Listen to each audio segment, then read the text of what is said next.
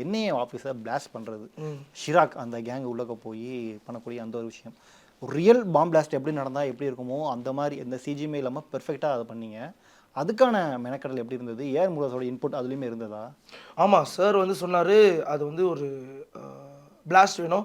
But ஆனால் that area வந்து கொஞ்சம் அந்த அந்த சிட்டி அவுட்ஸ்கட்ஸ் தான் இருக்குது. ஸோ அவ்வளோ பெரிய பிளாஸ்ட் பண்ண முடியாது. ஸோ பட் நம்மளுக்கு ஆல்ரெடி நம்ம வந்து கொஞ்சம் ஒரு I like to do things complicated. So நான் வந்து சார்கிட்ட சொன்னேன். அப்போது விஎஃப்எக்ஸ் சொன்னாங்க நம்ம விஎஃப்எக்ஸில் வந்து என்லார்ஜ் பண்ணலான்னு.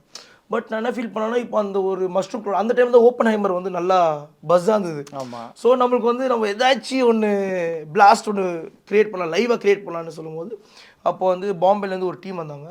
இது வந்து டீம் வந்து அப்போ அந்த ஒயர் கனெக்ஷன் இருக்குல்ல, ஒயர் கனெக்ஷன் ஃபிட் பண்ணி இப்போது இந்த கனெக்ஷன் நம்பர் 1, நம்பர் 2, 3, 4, 5, 6, 7, 8, 9, 10, 11, 12, 13, 14, 15 மட்டும் 3 பாம் ஒன்றா வச்சோம். ஓகே.